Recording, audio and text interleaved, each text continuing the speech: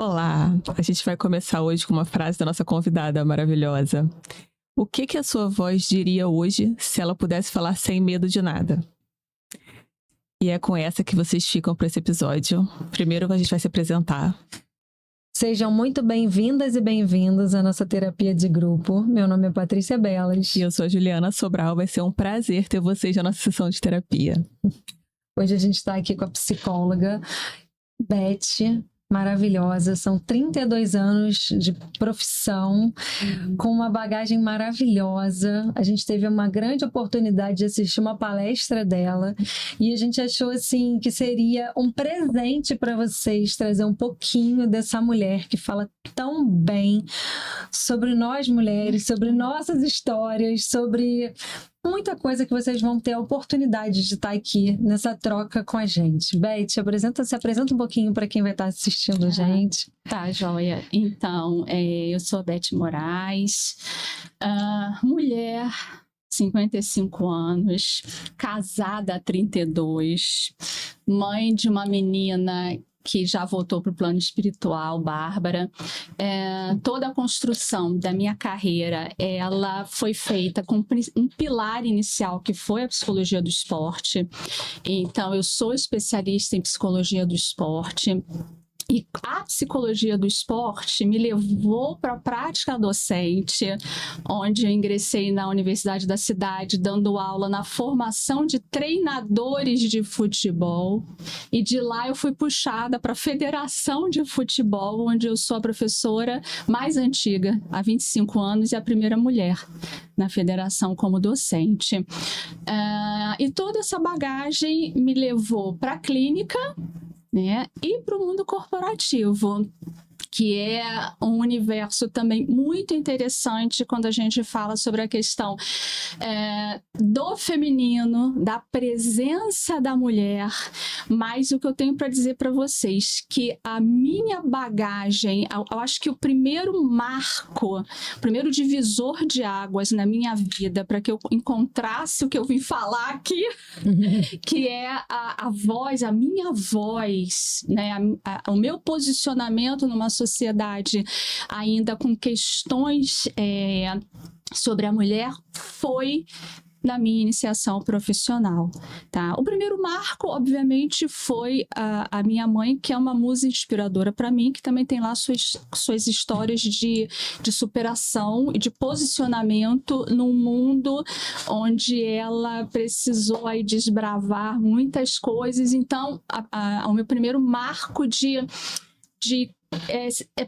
receber essa possibilidade de me posicionar no mundo enquanto mulher independente, foi a minha mãe. Mas até eu entrar na universidade e iniciar o meu estágio no esporte, que foi, eu posso falar, foi no Clube de Regatas Vasco da Gama. Eu sou botafoguense, mas foi no Clube de Regatas Vasco da Gama, onde, enfim, lá eu tive minha iniciação. Eu acredito que mais daqui a pouquinho a gente vai desenvolver como foi essa minha passagem e o que eu trago depois de 32 anos de uma fala, de um posicionamento construído, respeitado, reconhecido, o que a gente agora, depois de 32 anos, a gente consegue colher frutos nessa sociedade.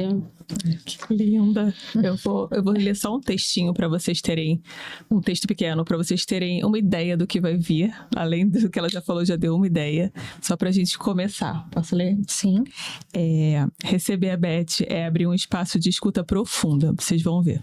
Ela é psicóloga, escritora, como vocês já sabem, e alguém que fala sobre o letramento feminino como ninguém. A gente ficou apaixonada, como também já dissemos. Uma conversa que sai dos clichês, mas trazendo consciência, sutileza e muita verdade. E quando a Elizabeth fala disso, ela não fala só a partir dos conceitos, como ela mesma disse agora, né? Ela fala da sua própria história, de como encontrou a coragem para ser ela mesma de forma inteira nesse mundo. Então vamos começar. Aproveitem. A gente ficou muito feliz quando ela aceitou esse convite. Obrigada de novo. Nada. Então, agradecer pelo convite. Eu sou uma apaixonada pela palavra, né? Não sei se vocês repararam, por poder transmitir um pouco do que eu estudei, do que eu estudo. Sim. E principalmente do que eu vivi. Então, eu precisava colocar no mundo essa provocação sobre o letramento feminino. O que é o letramento feminino? Aí eu volto à nossa infância. Quando a gente começou lá na escola, quando nós aprendemos a escrever, nós aprendemos a escrever a partir do conhecimento das letras, onde nós tomamos consciência de um alfabeto e das possibilidades de junção das letrinhas para a gente formar as palavras, as frases, enfim, por aí foi. Então, nós fomos alfabetizados. No nosso caso, enquanto mulher, o letramento feminino, eu digo que inicialmente a gente precisa fazer a busca por essas letrinhas. O que seriam essas letrinhas? De onde a gente está vindo? Pode adiantar eu te dar um papel e falar, Juliana, Patrícia, escreve aí a tua história. Mas eu posso dizer para vocês, né, para vocês que estão assistindo, dá um Google e pergunta sobre os marcos sócio-históricos da transformação da vida das mulheres a partir de direitos adquiridos. Eu fiz esse estudo num recorte de 2 séculos Brasil. E o que a gente traz, o que a gente lê, são histórias de mulheres que construíram um caminho que hoje a gente trilha. Sim.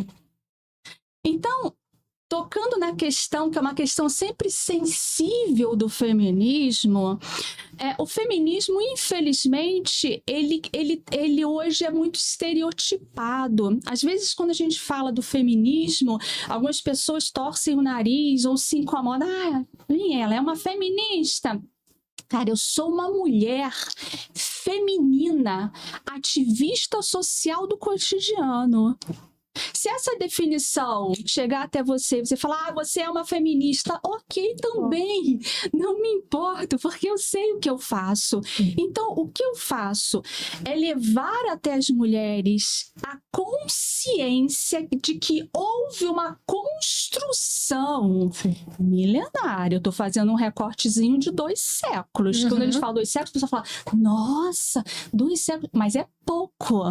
Mas para estudo já está valendo. E quando eu olho e vejo essa construção, aí eu vejo onde eu tô. E quando eu vejo essa construção desses direitos que nos foram dados por um movimento... E que não foram fáceis para conseguir. Que não foram fáceis. Então, lá, quando eu fui dar a palestra lá na universidade, o que eu falei para vocês? Gente, eu vou falar aqui algumas datas sobre alguns pontos de que nós conquistamos algum direito que vocês vão... Em algum momento vocês vão ficar chocadas. E ficamos. Como? 2002, nós garantimos o direito de não sermos devolvidas pelos nossos maridos porque não somos mais virgens. Em 2002. Eu não estou falando de 1790 ou de 1834. Eu estou falando de 2002. Não, juro, parece até uma piada, né? Parece. E eu estou falando que em 1932, que a gente teve o direito ao voto, autular ao voto se o marido permitisse. Somente em 34 é que a gente realmente conseguiu o direito de votar independente da autorização ou não.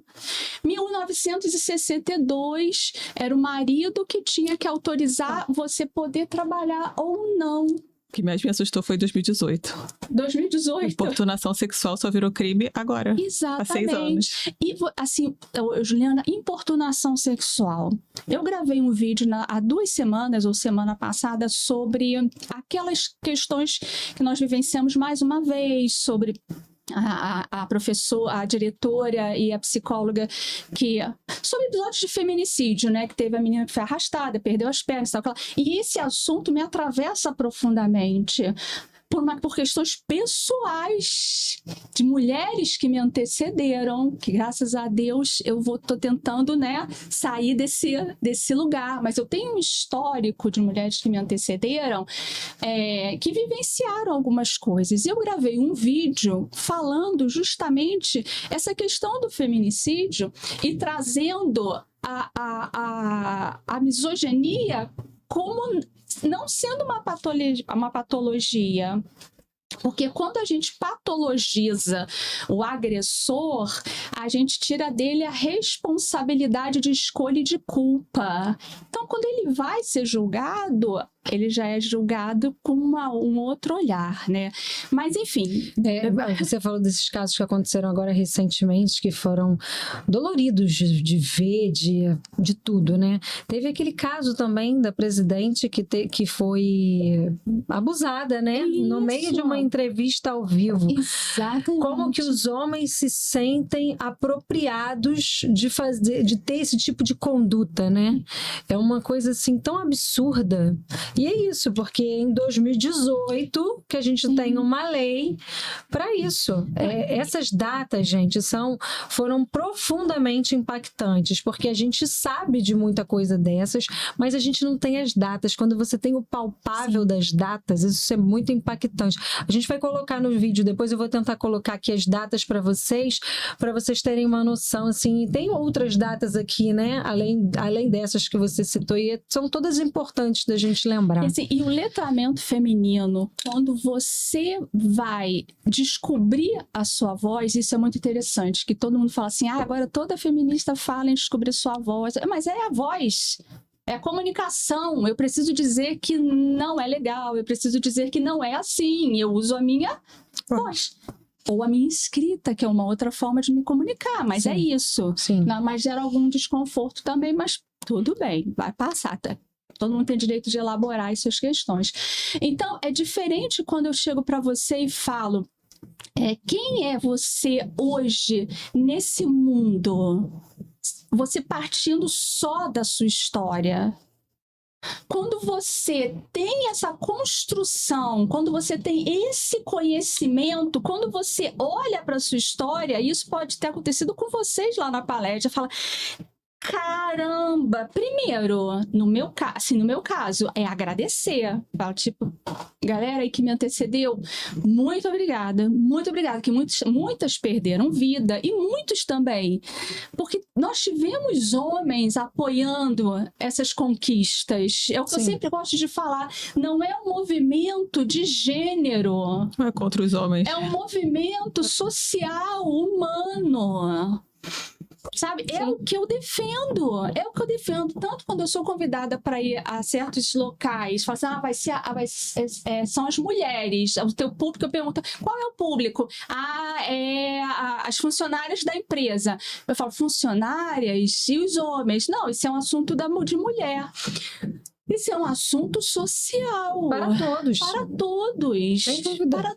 Até porque ter homem ouvindo a sua queixa e ouvindo, quando a gente fala de importunação sexual, você me levou a minha experiência na infância e na adolescência, que eu pegava o ônibus e eu era, assim, eu tinha que me defender, tá? Até no meu vídeo, esse vídeo da semana passada, com a minha prancheta, com o meu fichário, para não ter nenhum tipo de importunação, que a gente não sabia e que eu não sabia. Sabe o que eu pensava? Eu vou dizer para vocês, lá na década de 80, quando eu tinha meus 10 anos, é coisa de homem. Deve ser coisa de homem. sei lá, uma necessidade, né? Sei lá. E eu com 10 anos, 14, depois 12, 13, 14, 15. E quando eu ia para pegar o ônibus para poder sentar, sentada, a gente é importunada pelo ombrinho, né? E isso precisa ser dito. Agora, 2018, a importunação sexual também não pode, tá, gente? Coisas que a gente precisa dizer, a gente precisa trazer a nossa voz falando, não pode. Ai, lá vem ela com o negócio da voz, mas se não dá para perceber, né, naturalmente ou intuitivamente, a gente precisa dizer, isso não é legal, isso não pode. Então, o letramento feminino é você, hoje, com uma base de conhecimento sobre como se construiu esse momento, você olhar para a sua vida e ver qual é o seu papel social. Qual tem sido o seu papel social para que a gente... Eu até me arrepio e me emociono. Hoje, eu acabei de ganhar uma filhadinha, eu tô com 55 anos, meu marido tá com 65. Nós fomos convidados para ser madrinha e padrinho de uma menina que acabou de nascer. Eu tenho uma filhada agora já com 1 ano e meio, uma menina. Eu tô com 55. Cara, a energia hoje que realmente faz o meu sangue pulsar. Eu já sou uma pessoa, eu sou ariana, eu já sou uma pessoa empolgada por natureza, força por natureza, adoro projetos e tal. Mas olhar, eu tenho uma outra sobrinha afilhada com 9, uma menina. O que eu vou querer ajudar nessa sociedade para deixar para elas um caminho com menos medo? Sim. Um caminho com menos medo, com menos insegurança. Eu vou dizer uma coisa agora para vocês, eu acho que eu tô me empolgando, né? Não, mas olha, o que a gente precisa semear isso, sabe? né? Eu tô suando. Eu vou dizer uma coisa para vocês. Eu moro no Fonseca. Na rua paralela minha, inauguraram o Centro Cultural Calbi Peixoto. Fizeram eu moro lá há 32 anos. E eu toda vez passava por aquela casa, eu sou louca por arquitetura antiga, eu sou louca por antiguidade. Eu acredito que eu nasci, não sei se eu nasci na época certa, mas eu gosto de tudo que é retrô, tudo que é do passado. Aí eu acompanhava, falava, cara, essa casa é linda. Até que a prefeitura falou, vamos reformar. Falei, pô, beleza, vai virar o quê? Um centro cultural, aí deram o nome de Calbi Peixoto, construíram um teatro lindo, maravilhoso. Aí tem um ambiente de coworking, tudo. Inauguraram. Aí vocês me perguntam, e aí, Beth, você estava super animada, já foi para lá? Né? Lá da minha casa. Eu digo para vocês, não. Aí vocês podem me perguntar, por quê? Por quê? Porque eu não tenho segurança para entrar lá. Porque é um ambiente todo fechado, janelas fechadas, portas fechadas, vazio, sem nenhuma alma e com um homem na porta. Não tô falando que esse homem, pelo amor de Deus, não tô julgando, mas eu não sei o que tem lá dentro, ou o que pode acontecer lá dentro, porque eu não vejo ninguém entrando e ninguém saindo. Aí eu penso, será que eu vou ser a única que vou entrar? Sim.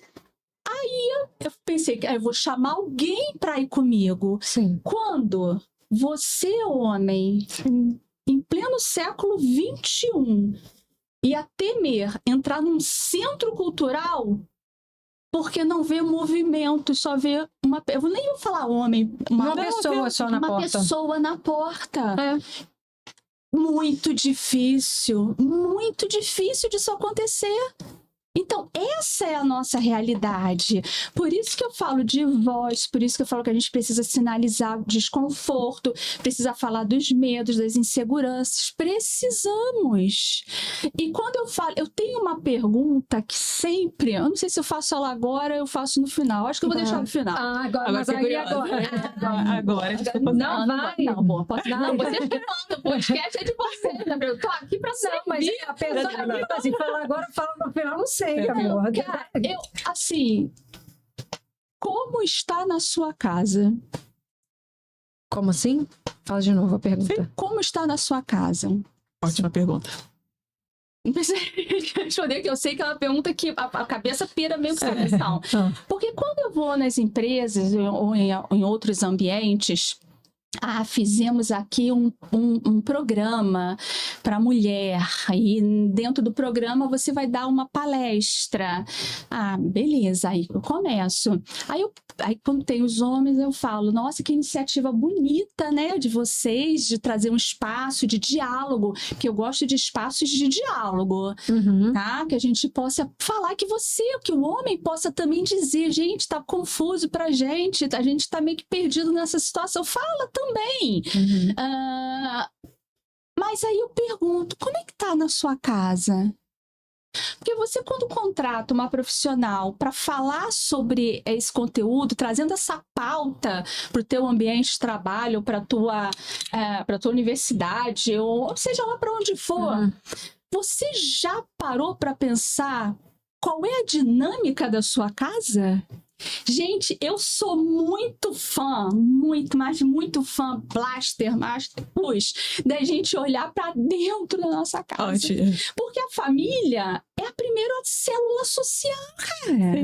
Aí eu falei, não, eu vou me mobilizar para participar de grupos, de comunidades. Como é que tá na sua casa? Sim. Na minha casa não toca. Cara, aí se você pensar, como é que tá na minha casa? Você, eu, eles, fala, eu vou começar a fazer um movimentinho aqui. Se cada um começar a fazer um movimentinho em casa, isso vai impactar nas outras camadas da sociedade. E daqui a um tempo eu não vou estar aqui falando sobre isso. Exatamente isso. E não vou estar porque eu também já terei feito a minha partida. Porque eu não tenho a esperança ou o otimismo, assim. Eu sou uma pessoa esperançosa e otimista de natureza. Mas eu sei que você vê aí pelas datas, pelos séculos. Não, e eu acho que você estava falando essa questão de você ser padrinha, ser madrinha, foi convidada, e você acabar naturalmente pensando, né, o que você vem construindo para essas novas mulheres, dessas novas gerações que estão vindo. E quando a gente fala muito desse lugar nosso de mulher, dessa luta só nossa, eu também me pego pensando assim, os pais dessas crianças, porque eles também querem que elas tenham voz, eles também querem que elas tenham direito de escolha, de ser felizes, de poder escolher os maridos que elas quiserem, os trabalhos que elas quiserem, e delas poderem dizer os sentimentos que elas têm, porque antigamente nós mulheres éramos acostumadas a baixar a cabeça e a concordar com tudo. Hoje as mulheres têm um lugar de não quero isso, não gostei disso. Isso também é uma conquista. Então eu acho que essa luta, só corroborando com o que você estava falando, não é só nossa, de nós mulheres, é de uma sociedade. Por isso que eu falo que é uma pauta social, não é uma pauta de gênero. Os homens também. É uma pauta social. Sim. Porque a gente está falando de uma relação. Sim. De uma relação. Então, todos os envolvidos, eles têm que estar conversando. E como você cria esse menino? Você cria esse menino para não sentir? Sim. Hoje, 75% dos suicídios praticados por homem. Eu vou contar para vocês duas histórias, eu gosto de dados, né? Vou contar para vocês duas histórias que me ocorreram esse ano. Eu sou uma contadora de história, não sou mineira não, mas adoro contar uma história. Eu tenho dois amigos que cada um perdeu um amigo no mesmo dia por suicídio da mesma forma. Uma média de 40 anos por enforcamento. Sendo que, no dia anterior, estavam todos confraternizando e pareciam muito bem, obrigada. Porque não é permitido. Essa mesma sociedade que a gente questiona o espaço e o direito é a mesma sociedade onde a permissão para sentir, para se emocionar, para os homens também é um espaço... Eles também sofrem. Sim, eles sofrem. O lugar de frágil é só nosso, né? O lugar de dor é muito feminino. Eles não se permitem isso. Exatamente. Então, que me chocou, além, obviamente, do suicídio em si, foi saber que no dia anterior estavam todos desempenhando seus papéis de homens resolvidos e não tenho preocupação, não tenho dor, não sinto. E isso me choca. Gente, eu tô falando de 75%. Acho que Sabe? Então, é uma dor coletiva, ok? É uma dor coletiva. Claro que a nossa luta, vamos dizer assim, não pode falar essa palavra não, mas enfim, a nossa busca é por uma equidade. A gente busca uma equidade. sim. Uma equidade entre gêneros. E agora vindo a galera trans aí, que também é uma outra pauta super sensível para nós mulheres, tá? Aí daria um outro encontro com um outro podcast, né? Assim, é uma pauta sensível, mas assim, o letramento é você parar, entender como foi essa construção, se ver nesse processo e o que você vai fazer para frente. Então, é assim, é você se letrar enquanto mulher. Então, não esqueçam, da mesma forma, fazendo essa brincadeira, essa analogia, quando nos alfabetizamos, nós juntamos letrinhas para construir palavras, frases e ler textos com análise crítica. Diga-se de passagem, né? Que só lê não dá nada. Tem que sinalizar isso, né? Porque ler a gente lê. Mas tem que aprender a fazer análise crítica. E para mulher, enquanto letramento, é você juntar aos movimentos, as histórias, as conquistas e falar: caramba, eu cheguei agora nesse mundo. Por que eu posso continuar semeando, né? Exatamente. O que eu faço a manutenção, né? Porque tem aí o nosso esforço, o nosso cansaço, muitas vezes é pela manutenção. A gente tem que fazer manutenções de presença, manutenções de não nos tornarmos novamente invisíveis, da nossa visibilidade. É sempre uma manutenção e, obviamente, uma construção, né? De ambientes mais equânimes, enfim. E é isso. Gente, letramento feminino tá check para todo mundo, né? Porque essa aula aqui... Exercitem ali, né? Bem professora. Gente, faz esse exercíciozinho, assim, dá um Googlezinho ou o que você quiser fazer, não vou falar de estudo, que parece uma coisa muito docente, mas, cara, curiosidade, pesquisa lá. Por que hoje você estuda? Por que hoje você trabalha? Por que hoje você pode divorciar? Por que hoje você tem direito a ter cartão de crédito? Você mexer um cartão de crédito e falar assim, por que não tinha? Não tinha. Esse dado vai aparecer, porque tem todos esses dados. E são datas, assim, eu fiz aí um apanhado, mas tem mais coisas, tem outros desdobramentos. O cartão de crédito foi em 1974. Isso. Olha só que loucura. 1974. Antes, não. Eu vou contar aqui uma outra história pessoal. Minha mãe sempre foi uma mulher independente desde os 13 anos, praticamente, de idade. Então, ela atravessou o Atlântico, que ela meus pais são imigrantes portugueses, atravessou o Atlântico e deu continuidade aqui à carreira dela de modista e tal. E ela trabalhava e o dinheiro ia para a gaveta do meu pai. Nunca se pensou do porquê não. Sim. Aí o incômodo começou, e meu pai é um querido, assim, mas era isso. É um movimento natural. Então, claro, ela já trabalha, aí vai. Aí quando ela precisava de alguma coisa, a mãe, dá o dinheiro. Aí começou, a incomodar por aquela questão, mas precisa disso mesmo, não sei o que, ela começou assim... Peraí, tem alguma coisa estranha. Uma coisa que eu vou falar aqui que é muito importante. Uma outra mulher uma outra mulher, uma tia querida, que também já desencarnou aos 93 anos, lúcida, maravilhosa, meu sonho. Ela, na época, ela era babá, enfim, sem formação, tá? Chegou para minha mãe e falou assim: purificação, por que o seu dinheiro vai para a gaveta do Amanjo? O Amanjo é meu paizinho, hoje está fazendo 90 anos, agora com Alzheimerzinho, mais lindo.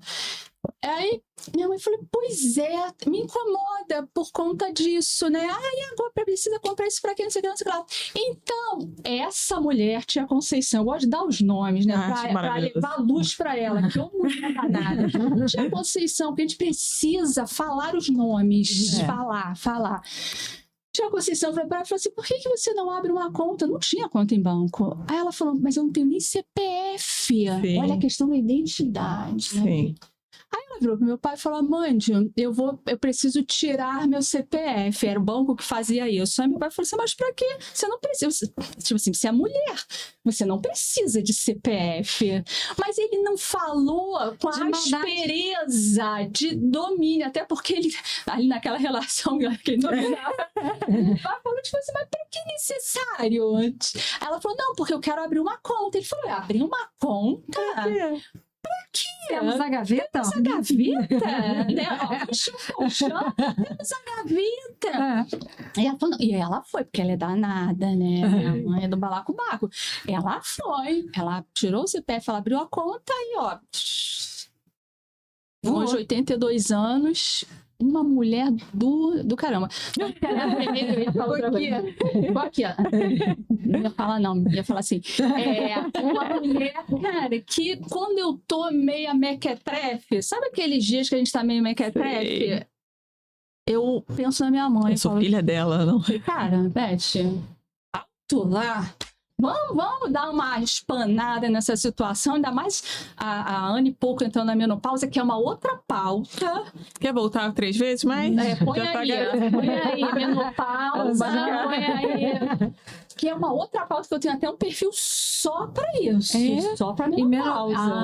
A gente adora falar de menopausa. Gente, adora.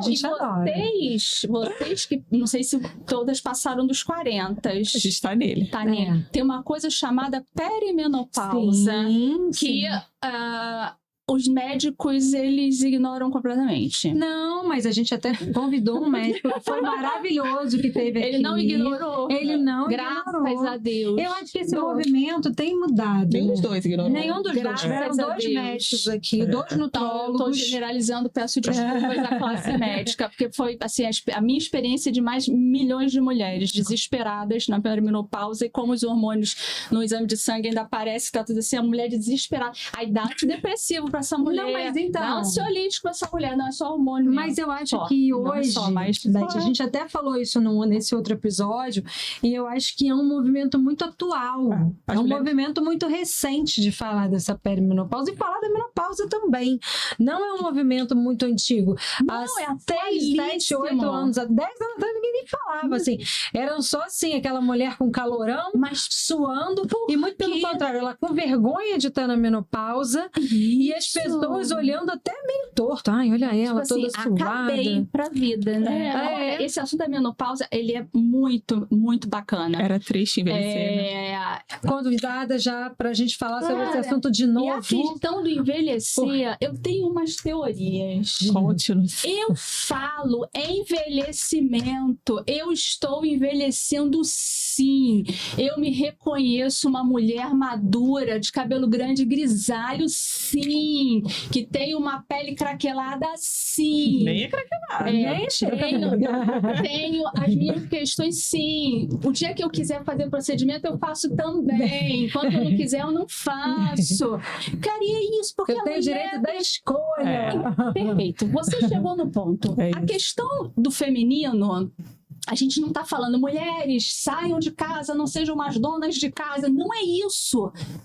Façam suas escolhas. É isso. Faça o que você quiser. Exatamente. Faça a sua escolha. Eu tenho uma amiga que trabalhava comigo no mundo corporativo maravilhosa. Ela falou, Beth, eu vou sair porque eu quero ser dona de casa. É isso. O povo desesperou. Você é louca, você tá na contramão. Ela, não, eu tô na minha mão. É isso. Eu tô na minha mão, eu tô fazendo a minha escolha. Então a gente não tá aqui falando... Porque, vamos lá, gente, é muita coisa. Eu falei pra vocês sobre 2 marcos importantíssimos na questão histórica, foram as 2 guerras mundiais. Sim. 1914, a Primeira Guerra Mundial, e a Segunda Guerra Mundial, 1939, quando começou. As guerras não justificam absolutamente nada você entrar em guerra, mas as guerras, principalmente a Segunda Guerra Mundial, nos fez tomar o gostinho pelo espaço público. Porque enquanto a guerra acontecia e os homens foram para a guerra, nós, né, as mulheres, precisaram ir para a rua, para as fábricas, principalmente para a indústria bélica. Criar os filhos que vinham dinheiro no fim. Exatamente. Quando acabou a guerra, os maridos que voltaram, aquela mulher, ela já tinha... Já não era mais aquela mesma mulher. Não era mais, Não porque ela saiu daquele ambiente e viu... se eu estiver gritando, vocês falam, que eu me empolgo pra caramba. Pode ir. E viu a possibilidade de fazer outra coisa. Sim. Só que o que aconteceu que hoje a gente sofre por isso? A mulher saiu do espaço privado e foi para o espaço público. O homem é do espaço público, só que ele não vem para o espaço privado, que é a casa. Sim. Então a mulher ficou nessa luta de ter que dar conta do espaço privado e do espaço público. Sobrecarregou. Aí veio uma outra camada problemática. A gente entrou numa de que, cara, super mulher. Olha só, gente, como nós somos empoderadas, fortes. Metemos uma capa. E que damos conta de tudo. E que hoje a gente recebe no consultório, nos hospitais, nas clínicas, tudo doente. Uma crise de burnout gigante entre as mulheres. E uma doença que se alastra de ansiedade. Sim. Sabe? Então, o que a gente precisa fazer? E as mulheres que passam por isso precisam fazer o ajuste. Sim. Né? Cara, eu tenho um casamento de 32 anos que eu não troco meu neotinho por ninguém. Não, nem passou pela minha cabeça. Por quê? Então, eu sou uma mulher que fala do letramento feminino, que luta pelos direitos e que estou casada há 32 anos. E que não julga. Parece um contraponto. Parece, tipo assim. Por quê? É uma relação que é construída todos os dias na base do respeito pelas individualidades. Eu e meu marido somos completamente diferentes. Só que eu sei até onde eu vou, ele sabe até onde vai. Até onde, né? A gente se conhece muito bem. Eu sempre brinco, o relacionamento assim, de muitos anos é bom, porque a gente economiza muitas coisas. Né? E a nossa relação, ela nunca teve muro. Eu fui me expandindo. Hoje, quando eu olho a menina que eu era quando eu casei com ele e a mulher que eu sou hoje, caraca, ele teve que dar muitas cambalhotas para entender esse turbilhão que sempre esteve aqui, mas eu tinha uma coisa que muitas mulheres têm. O medo de desagradar. Sim. Eu lembro de você ter falado isso na nossa palestra. Aquela fotinho que eu mostrei, a Beth pequenininha de 2 aninhos, sorrindo pra foto, mas eu tava naquela. Minha mãe conta, olha, pra a gente conseguir tirar aquela sua foto com um sorrisinho querido, foi muito custo, porque você não queria, mas eu precisei sorrir. A foto ficar boa, né? A gente precisa sorrir. Aí, o que aconteceu? Eu sempre fui uma pessoa extremamente amada, eu sou grata a Deus, eu nasci de uma relação de amor, não sei se, né? Lá está, mas era amor. Nasci, fui amada, sou amada e tal. Mas era uma coisa minha, né? Que eu sempre fui a delicada, a doce, a querida, a Betinha. Betinha é uma gracinha.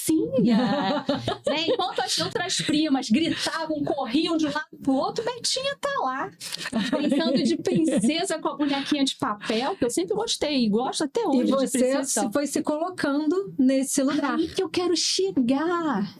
Essa Betinha, ela foi sendo testada pela vida. Isso me emociona. Porque, galera, Essa não é fácil. É uma dinâmica mais que comum, né, para as É uma construção. Então, essa Betinha, ela foi sendo testada, até que eu posso entrar lá a questão já como profissional, né? Chegamos à psicologia. A gente pode. Gente, essa história é muito boa, mas.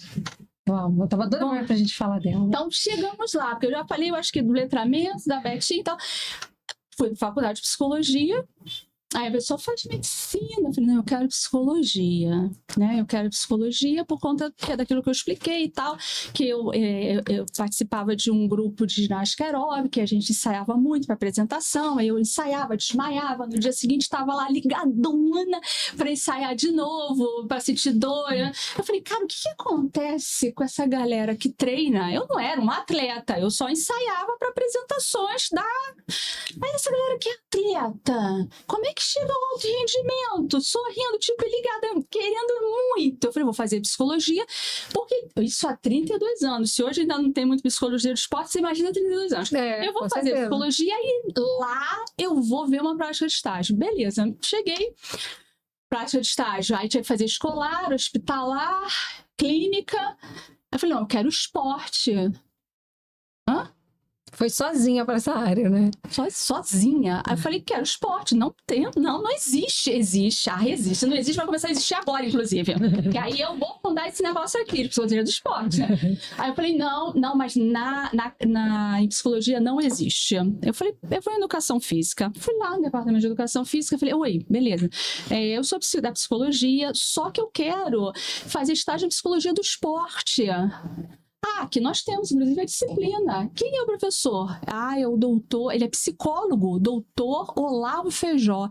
Provavelmente um grande mestre. Eu tô olhando pra câmera, mas ele já com certeza desencarnou, porque há 32 anos ele já era um senhorzinho de 70 e tal, já desencarnou. Mas um homem, um grande mestre, ele falou, não, eu sou seu supervisor na faculdade de estágio. Aí eu cheguei na psicologia e falei, problema resolvido. Vou fazer psicologia do esporte, que eu já tenho supervisor. Aí eles autorizaram, né? Fui saber quem é esse professor, então autorizaram, beleza. Aí cheguei no Vasco, fui recebida, quero falar o nome dela também, de duas mulheres maravilhosas. A minha supervisora na época de estágio, na época e o tempo que eu fiquei lá, Maria Helena Rodrigues. Isso lá no Vasco? No Vasco. Tinha o departamento de psicologia e social no Vasco. Aí eu fui procurar. Cara, que clube tem departamento de psicologia? Aí achei. Aí eu tinha na época um cunhado que era fisioterapeuta, me levou, conheci Maria Helena Rodrigues. Uma mulher desbravadora, guerreira, que às vezes o cansaço vinha, porque para qualquer conquista desse tamanho, a gente tinha que batalhar muito. E a outra mulher que eu preciso citar o nome dela é Maria da Glória, que era assistente social, que trabalhou com Garrincha. Cara, aquela mulher, eu sentava, tipo, assim, fala... quando eu crescer, quero isso tudo para mim. Enfim, comecei minha prática de estágio e fiquei responsável por equipes de 13 anos, mirim, do futebol. O Vasco até hoje tem, né, como os outros clubes também têm, a formação no futebol. Sim. Então eram meninos uns 40, às vezes 60, meninos de 13 anos. E comecei. E a primeira coisa que me foi dita é que eu tomasse cuidado com as roupas. Eu sempre fui muito feminina, assim, do que a gente cria desse estereótipo do feminino, que são os adereços, né? Assim, sem contar que eu sou mignon, que eu sou... Aí eu falei, não, claro, prontamente. Qual é a roupa? Blusão, calça larga, blusão, tênis, aquela coisa bem... Não, como eu sempre... desde 6 anos que eu comecei a nadar, sempre tive no ambiente esportivo e tal, eu tinha, assim, essas coisas largas e tal. Só que eu comecei a perceber que a minha roupa não me deixava invisível. Eu era a única mulher... Não muda o fato de você ser mulher pela roupa, né? Não... Eu era a única mulher naquele meio de 40, 50 meninos, com a comissão técnica também toda de homens e parentes. Nunca fui assediada, tá? Bom dizer. Porque todo mundo que vem me entrevistava na época e me entrevista hoje, conta aquela raiva, conta como foi. Cara, foi maravilhoso. Inclusive, eu nunca fui assediada. E a única cantada, que não foi cantada, foi uma declaração de amor que eu tive, foi do meu marido, que eu tô casada há 32 anos. Você conheceu lá? Eu conhecia. Ah, que legal. Foi uma declaração de amor. Eu falei, opa. Essa deu certo. Sei. Enfim, então, beleza. Aí comecei. Aí eu pensando, eu vou me vestir como eu sou. Isso já é o primeiro passo. Eu vou me vestir como eu sou. Vai no letramento feminino, escreve lá, me vestir como eu sou. Porque aí você vai criando a sua identidade e vai reforçando a sua voz, o seu posicionamento. Então, galera, assim, meninas, mulheres e todo mundo, não é cara, me diz o que fazer. Isso, você precisa mudar a sua indumentária, a sua vestimenta? Ah, precisa. É uniforme? É obrigatório? Não. Você se sente incomodada? Sim. Você vai fazendo perguntas. Então, começa a ver a possibilidade de você ser quem você é. Beleza. Aí, comecei. Não é percutir, tipo assim, ué, que é isso? Nada. Sabe, porque a gente cria uma coisa, e agora quando eu chegar com o meu vestido, eles falam assim, professora, me chamam de professora, a professora tá bonita, vou fazer isso mesmo. Recebo. E aí, o trabalho foi acontecendo, surgiu a oportunidade, que eu vou falar... Então, nessa comissão técnica tinha o meu marido, Newton Carvalho, porque eu gosto de falar o nome dos homens também. Porque a minha prática é essa. Dá nome para todo mundo, da história toda. Sim, porque é diálogo. E é importante. Não é luta, sabe? Não, Luizinho Rangel, que até meu padrinho de casamento, que era o treinador, e Zerica, Mauro, nossa, tanta gente. Tive supervisor. Eu ia falar uma palavra feia, mas aquele supervisor ridículo. Tive supervisor ridículo. Do tipo, vai contratar nova estagiária? Eu vou desenhar aqui na parede uma forma de uma mulher bem gostosa. Se ela chegar e encaixar, você contrata. Aí outro posicionamento da voz que eu aprendi. Eu falei assim, então, eu tenho mais tempo do clube que você. Eu, quando fui contratada no processo de estágio, eu já era contratada, porque eu fiz o estágio e depois me contrataram. Não era esse o processo seletivo, não era isso. Então, nós vamos continuar da mesma forma que a gente sempre fez. Aí, era ele e mais alguns. Boa tarde. Exato. Não deixar passar. Sim. Não deixar passar educadamente. Aquilo que a gente estava até falando antes de começar o podcast, né? São suavidades na fala. Exatamente. De você pontuar, porque as pessoas às vezes estão acostumadas com essas brincadeiras machistas e botando a mulher como um lugar só sexual. Exatamente. Tá muito natural, tá muito sem querer na fala. Não vou nem falar do homem, de todos no final das contas. E é isso, é a gente puxar ele ali. E o que a gente escuta muito é Beth, mas provavelmente foi só uma brincadeira. Não, ok. Tá tudo e eu bem. respondi a uma brincadeira. É isso. Não fiquei chateada. Pronto. Eu só respondi a uma brincadeira. É o que você fala, não é briga, é só não responder. É briga. Então, quando a gente fala das sutilezas, sabe? E da atenção que a gente precisa ter para não perder algumas oportunidades de se posicionar, beleza, a vida continuou. Aí eu comecei a pensar, por que eu não entro no vestiário? Você tinha essa proibição de entrar no Sim, as vestiário? mulheres não podiam entrar, porque O vestiário é masculino. é masculino. Sim. Eu falei, e eu sempre inquieta, né? Porque eu sou uma pessoa inquieta, eu sou questionadora, eu sou, sabe? Por que eu não posso entrar no vestiário? Se existem modalidades femininas, né? Modalidades, né? Equipes, né? Modalidade esportiva, mas equipe feminina, em que a comissão técnica é de homem, Entra. o que eles fazem? Eles entram no vestiário? Sim. É. Como é que eles fazem? Interessante. Aí lá fui eu. Então, eu quero agora entrar no vestiário. Porque... Aquela menina de 20 e poucos anos, desse tamanho, magrinha, porque agora eu tô com 62 quilos, eu pesava 49, desse tamanho. Sim. Não, porque, veja bem, aí é um outro bizu. Argumentação. Olha a maturidade, né? Tipo, porque eu quero. Porque vocês entram e eu quero. Não, porque veja bem, no vestiário acontece a preleção do treinador.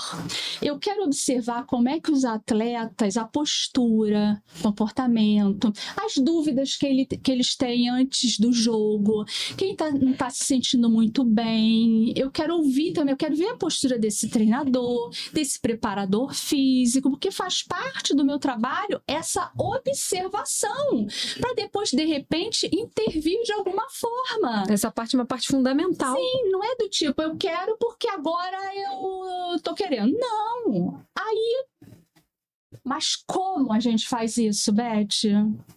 Como? Muito simples, porque eu já fui com tudo, né? Muito simples.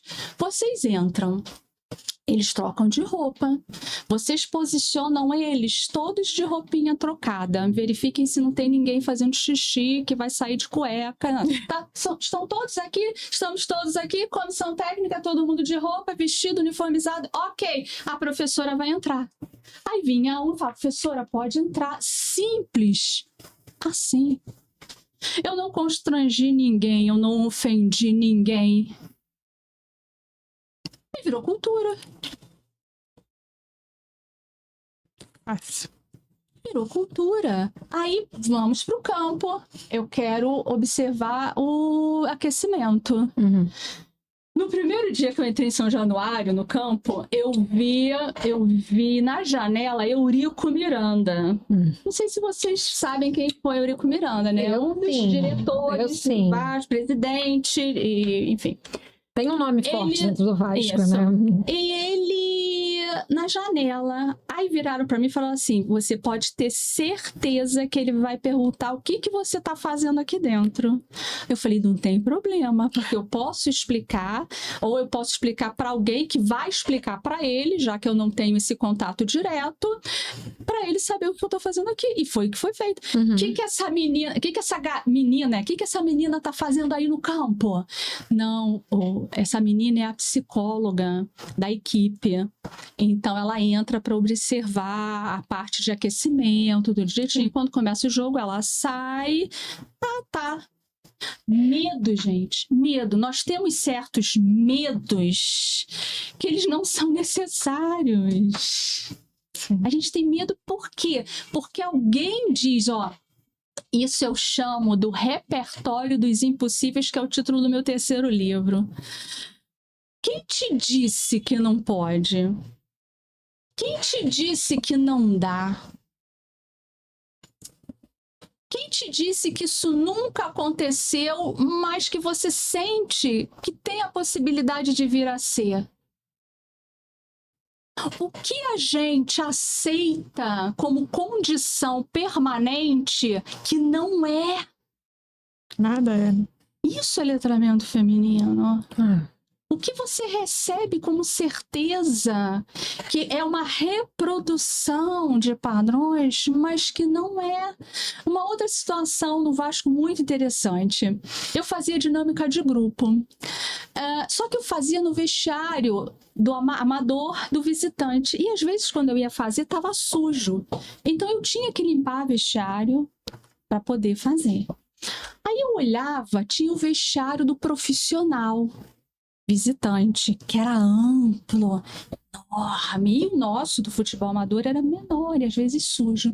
Aí, na época, eu cheguei pro supervisor do futebol profissional, aí esse eu não vou falar o nome. Não merece. Nem o supervisor também merece. Só falo de quem merece. Para reforçar, eu gostaria, seria possível me ceder a chave do vestiário aqui do profissional visitante para eu poder fazer a dinâmica? Quem você é?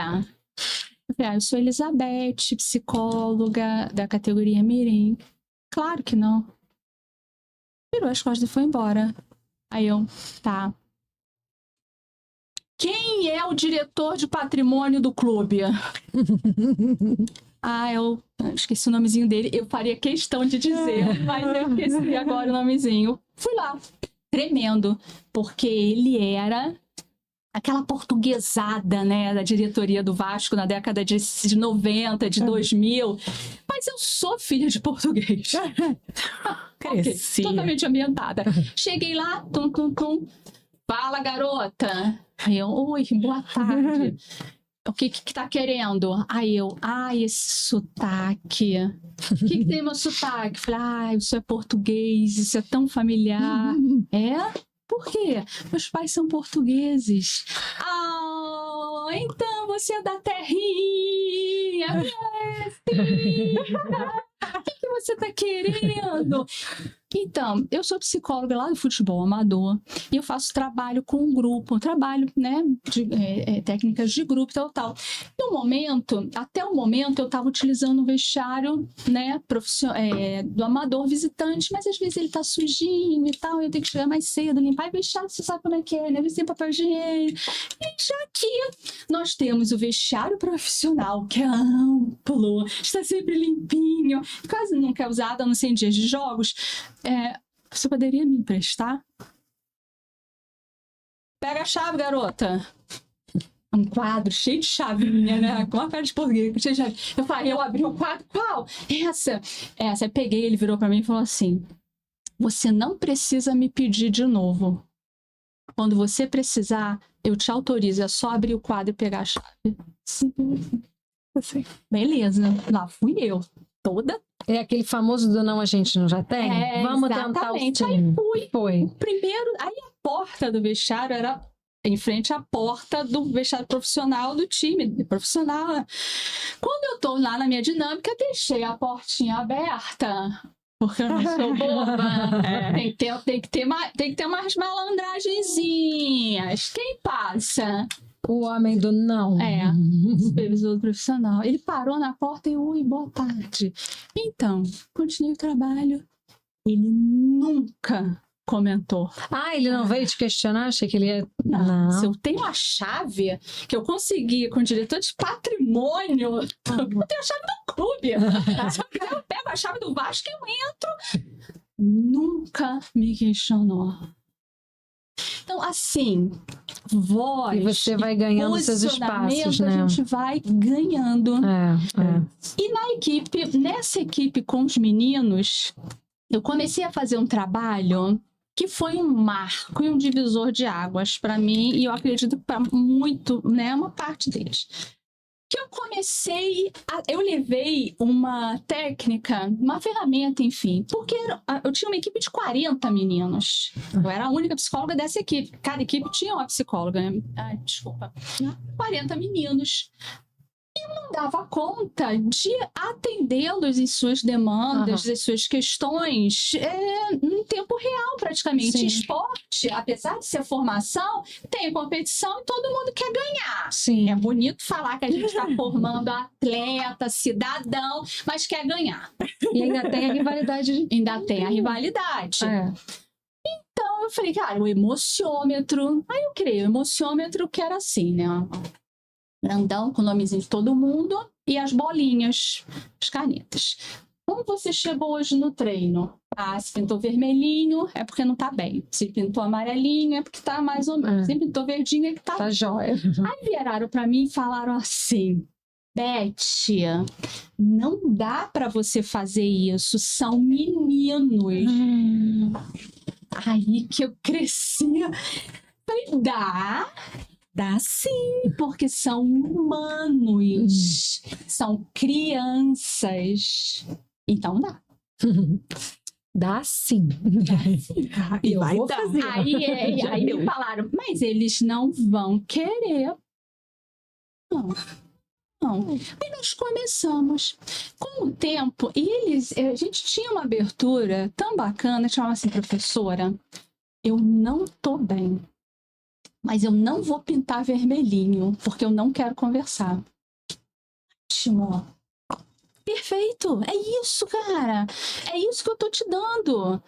É a consciência do que você está sentindo e da tomada de decisão de que hoje eu não quero, hoje eu não posso, hoje eu não consigo. E até a oportunidade de abrir isso para você, né? Exatamente. Para poder falar, hoje eu não tô bem, mas daqui a 2 dias a gente pode conversar? E os outros começam a falar, professor, ele pintou verde.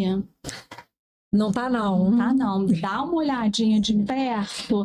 Então, ao mesmo tempo que eu estava trazendo aqueles meninos para um mundo dos sentimentos e das emoções e da responsabilidade também deles sentirem e atuarem nessas questões, que não fosse eu a pessoa pensar, você, tô achando você meio, vem cá. Não. Aí o que aconteceu com isso tudo até isso? uniu mais o grupo, você não percebeu? Sim, porque quando a gente trabalha a humanidade, aquilo que você falou, eu tenho uma equipe de 40, eu tenho 15 com condições de titularidade, 18, que vai saindo um, entrando outro, os outros 30 ficam naquela luta de treino e de não ter oportunidade e tal, que vai gerando muitas vezes um desconforto interno. Exatamente. E a partir do momento que eu começo, que eu trabalho para que eles se percebam e criem condições que eles possam se ajudar, sendo meninos. Cuidando do emocional deles. Porque se você tá jogando bem, tudo, essa rivalidade do campo, às vezes fica lá. Cara, né? E o que eu falava sempre para eles, foram 15 anos, e eu falava para eles, gente, olha só, eu tô colocando vocês em contato com situações que vocês na vida adulta, vocês vão viver, vocês vão ter. Então, aqui, se você já tá sentindo e conseguindo elaborar, a gente já tá preparando você pode não vir a jogar no Vasco, você pode não vir a jogar em nenhum clube, você pode não vir a ser jogador de futebol. E nem querer mais ser jogador de futebol. Mas você vai continuar sendo ser humano.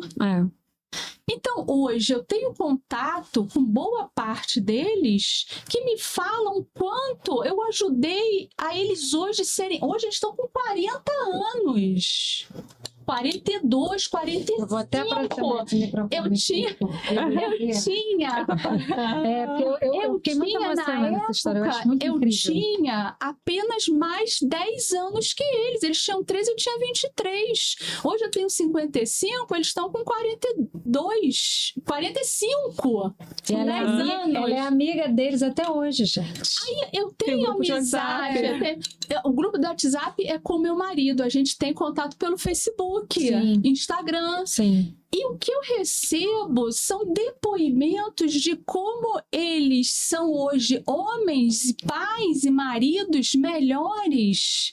Acreditam que tenha tido a contribuição minha e de Newton. E quando eles veem eu e ele, ainda hoje, enquanto casal, eles falam, nossa, vocês... Assim, e Luizinho Rangel com Luzia, que é uma querida nutricionista, que é também esposa ao mesmo tempo que eu tenho, a gente olha e vê que é possível ter relacionamentos saudáveis com o tempo. Sim. E assim, eu fui num congresso de medicina esportiva para apresentar um trabalho de psicologia do esporte. Já tem um tempo. Que eu fazia um mestrado em psicologia do esporte. Tá? Eu tenho uma especialização, e na época eu fazia um mestrado. Foi quando eu iniciei minha gestação e tudo mudou. No meio do congresso, estou eu lá apresentando meu trabalho, veio um homem, professora. Aí eu, oi, porque professor é assim, né? Ainda mais de criança, as crianças crescem, a gente muda, mas não tem essa mudança. Eu, oi, a senhora não tá lembrando de mim, não. Aí a gente fica naquela saia justa, eu falei, então, diz pra mim, por favor, quem você é? Eu sou fulaninho e tal, eu era goleiro, eu nasci no ano, a gente sempre falava sobre o ano de nascimento, a equipe 79, equipe 80, equipe 81, 82, 83, 84, que era o ano de nascimento deles. Eu sou da equipe 80, 81, eu quero mostrar uma coisa pra senhora. Eu falei, tá. Ele abriu a carteira. Por que acontecia comigo? A louca da situação da palavra. Todo final de ano, eu escrevia uma mensagem de próprio punho para cada um deles. Incrível. Eu pensava como tinha sido o ano daquele menino e escrevia em 3 linhas uma mensagem. Ai, que lindo. Meu marido falava, Beth, de próprio punho, porque aqui eu defendo a questão da mão. Isso é prescrito terapêutico, que é um outro podcast. Aí, beleza. Esse menino, esse homem, no congresso, abriu a carteira e tirou. Gente, aqui, não professora, acredito, que coisa mais linda. Tá comigo e vai comigo para sempre, porque essas suas palavras, nos meus momentos onde eu não tô acreditando, tô duvidando e eu leio, eu vi que em algum momento alguém acreditou em mim, alguém fez a diferença. Cara, gente, que máximo. Aí eu abracei, né? Chorei, beijei, arrepiei. Falei, cara, então é o que eu sempre falo pro meu marido e para as outras pessoas, falo para todo mundo, falo pro meu marido, outras pessoas e falo, não economize gestos de carinho. Nunca economize gestos de amor. Não economize, não economize. Por mais que você possa acreditar, isso não vai chegar. Chega de alguma forma, chega. E se não chegar, você tentou, você fez a sua parte. Então, eu nunca escrevi. Eu lembro que eu ficava sentadinha na cama com uma prancheta, eu cortava, era assim. Aí eu enrolava, entregava no último dia de treino para cada um. Aí o que fala? Beth, vai ter esse papelzinho para esses meninos? Quem tinha fazer esse papelzinho? Vão esquecer até no vestiário. Falei, não importa. Alguém pode esquecer, o outro vai levar e é esse o movimento. Se quem esqueceu, alguém pega, de repente lê e a mensagem era para essa outra pessoa. E se abriu, leu na hora e já fez sentido, eu não faço para... Com esse... Mas que eu tenha feito isso ao longo de alguns anos, com 40 meninos, você multiplica isso, sei lá, por quantos meninos. Se esse menino que me encontrou no congresso falou, olha, tá aqui comigo, já valeu. Sem dúvida. Cara, já valeu. Dúvida. Eu tive um que eu encontrei que falou, professora, lembra quando eu não jogava? Aí eu falei, quanto tempo? Não tem problema. Tudo bem. Lembra quando eu não jogava e teve um dia que a senhora foi fazer um trabalho de dinâmica de grupo e eu não jogava, eu não ia participar do trabalho, eu não ia para o jogo daquele final de semana, eu não ia... E ele não era escalado mesmo. E eu não ia para o jogo. E eu fiquei dentro do vestiário e a senhora me convidou para ser o seu auxiliar. E hoje ele é um homem de 40 anos. Professora, toda vez que eu tô me sentindo inferiorizado, eu lembro da sua confiança quando eu tinha 13 anos. Gente. Falar o quê? E eu tô falando de meninos. Eu não tô falando de equipe feminina, de meninas de 13 anos. Eu tô falando de meninos, onde eu pude levar e pude tocar a vida desses meninos de uma forma sensível. Por que não? É disso que a gente está precisando. Para a sociedade que a gente quer. Por isso que eu falo, eu sou uma ativista social do cotidiano. Eu quero, nos ambientes onde eu estou, onde eu posso estar, eu quero fazer ali uma diferençazinha, pequena, média, grande, nenhuma, mas pelo menos eu tô na intenção. Tem que ter a intenção. Eu tô na intenção. Sempre, né? Sempre na intenção de plantar essa semente na cabeça das mulheres, dos homens e de quem quer que seja, né? Isso, porque muitas vezes eu fechei os meus ouvidos pro isso não é da cultura daqui, isso não é para menino, isso não, você não vai conseguir, eles vão avacalhar, eles vão... Não tem problema. Em algum momento, eles vão entender e vão perceber. Eu nunca idealizei de que eu iniciaria um trabalho sobre emoções, sobre percepção das próprias emoções, tomada de consciência das próprias emoções com meninos de 13 anos em que eles fossem instantaneamente, compreende? Claro que ia brincar, que ia rir. Mas a minha postura... enquanto profissional, ela tinha que estar ali dizendo que sim, é possível. Beth, eu vou te fazer uma pergunta que eu adoro fazer ela. Vou entrar na minha pergunta que eu amo. E eu acho que conversa também com o que você está falando, porque o não a gente recebe muito, né? Você não vai conseguir, os meninos não vão receber isso bem, isso aqui é um ambiente extremamente masculino, dessa forma não vai funcionar. Essa história, ela conversa com muitas outras histórias em outros ambientes, porque é isso, né? É essa luta, às vezes, da gente se posicionar. A gente teve um outro podcast, eu vou até te encaminhar o link dele, de uma participante que ela disse que em algum momento ela virou uma chave dela tentar se vestir masculina, dela tentar bater na mesa, dela tentar, porque ela percebia que ela não era ouvida, e ela percebia. E aí aí ela falou, eu dava uma ideia, dava 2 minutos, um homem dava minha mesma ideia, e as pessoas falavam, nossa, foi ótimo. E ela falava, gente, não é possível. Será que as pessoas não estão me ouvindo? Isso é o que a gente chama, né? Foi de assim, silenciamento sutil. Silenciamento sutil. E aí isso fez um movimento dela de inquietação, de buscar oratória, cursos de oratória, porque ela começou a achar que era questão dela da forma da fala. Eu não devo estar falando bem, porque não é possível. E aí, assim, hoje ela virou já essa página e entendeu um outro cenário. Mas, assim, eu tô falando desse cenário que acontece e de todas essas dificuldades do nosso dia a dia que fazem essa inquietação e que às vezes a gente vai caindo num lugar de a gente achar que a gente não está sendo ouvida por conta da nossa fala, da forma como a gente se veste. Patrícia, você trouxe uma questão muito interessante. Depois da palestra lá que eu fiz para vocês, veio uma jovem senhora como eu, falar, Beth, eu preciso te falar, dar um depoimento. Eu falei, não, claro. Ela estava na palestra? Estava na palestra. Ela falou, então, eu queria te contar uma história, minha história. Eu trabalhava numa empresa, culturalmente masculina.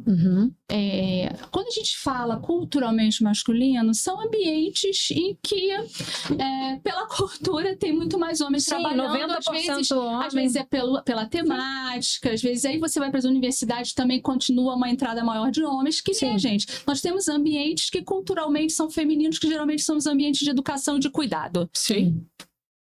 E que a gente também precisa rever isso e tal. Aí ela me falou que ela trabalha numa empresa culturalmente masculina e que o chefe dela disse que ela seria promovida a líder de uma equipe só de homens. Ela entrou meio que em desespero, porque a fala dela é muito doce. Eu também sei falar doce. Mas quando eu tô falando, baixa um negócio assim. Mas a fala dela, ela tinha um tom, um timbre muito açucarado. Sabe que ela entrou de festa. Na volta, ela assumiria o cargo de liderança. Ela tirou as férias, procurou uma fono para mudar a voz dela. E procurou uma psicóloga. Essa parte eu achei horrível. Para ajudar ela nessa transição de voz. Nossa. Porque ela precisava chegar com uma voz mais forte. Aí que eu abro um parênteses, né? Porque quando a gente fala mais forte, num tom acima, nossa, tá agressivo, ó, histérica. Enfim, fecha parênteses. Ela voltou, foi assumir a equipe. Começou com aquela voz. O que aconteceu? todo mundo, né, foi falar com o chefe dela, porque ela era uma liderança intermediária. O que aconteceu com ela? Por que ela tá assim? A gente gostava da outra. Por que aconteceu?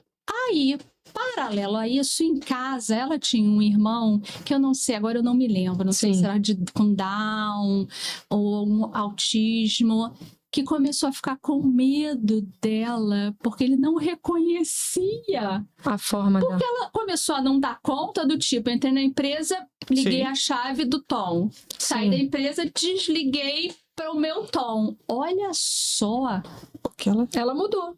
Ela mudou. Aí, obviamente, o que ela fez? Não dou conta de sustentar. Que ela não é. E não queria prejudicar a relação com o irmãozinho. Sim. Voltou a ser quem ela era. Aí eu falei com ela, mas você não foi promovida pela sua entrega e por você, né? Mas eu entrei numa de que eu não sei se ela escutou alguém, então, provavelmente ela escutou alguém falando, olha só, com essa vozinha, não sei não, Uma pessoa não, né? Vamos combinar que isso deve ter sido algumas pessoas que falaram para ela chegar nesse lugar de achar que a voz dela tinha esse lugar de... Às vezes só uma basta. Eu tenho uma eu tenho uma experiência assim também. Eu tenho uma amiga que ela tem uma voz bem suave e ela tem essa postura de 20 e poucos anos, magrinha, pequenininha, que parece mais infantil. Ela tinha 20 e poucos anos, e aí quando ela se colocava para fazer os estágios, ninguém ficava com ela. E aí, por muitas vezes, algumas pessoas falam, não, a gente achou que ela tinha uma voz muito, muito infantil e tal. E aí eu fui e falei assim, não, mas ela é muito boa. Aí eu falei com uma amiga minha pessoal, falei, olha, ela tá acontecendo isso, ela faz entrevista para todos os estágios e ninguém fica com ela. E estão alegando que é por conta do tom de voz, a forma que fala, um ambiente extremamente masculino, era escritório de advocacia e tal, enfim. E aí a minha amiga falou, não, eu vou pegar ela para mim, ela vai ser minha estagiária. E aí ficou com ela. O que aconteceu? Ela era maravilhosa, como eu já sabia, e no final das contas todo mundo queria ela como estagiária, ela virou disputada entre os advogados. E aí eu falei, tá vendo? As pessoas... É pela uma estrutura, fisionômica ou de tom, de forma, de vestimenta, que não só nós, né? Nós temos esses vieses aí cognitivos, né? Que nos atravessam, e a gente vai, sim, colocando algumas pessoas em determinadas caixinhas, enfim. Mas isso acontece muito. Agora tem muito menos, mas antigamente, quando eu entrei no mundo corporativo, era blazerzinho com sainha. No máximo. Então, gente, assim, por quê? Homem usa terno. Aí você põe um blazer, porque aí você fica mais, né, mais ali parecido, uma coisa assim. Então a gente vai quebrando. Não, eu não gosto de taierzinho, eu gosto dessa outra forma. Sim. E assim, eu vivia, agora saindo do esporte, no esporte eu ainda vivi muitas coisas. Fui para Tunísia, para um país que a religião é islâmica, fiquei presa no aeroporto, mulher, sozinha, falo inglês, lá eles falam árabe e francês, me vi enrascada, pensei que nunca mais fosse conseguir voltar para o Brasil. Vou dormir aqui para sempre. Vou ficar aqui para ser empresa, vou virar escrava, vou sei lá o que, enfim. Mas voltei, tô aqui, graças a Deus. E outras experiências, mas indo para o mundo corporativo, sabe uma coisa que eu sempre ouvia? Beth é muito sensível. Beth é muito sensível para trabalhar no RH. Eu falo assim, peraí.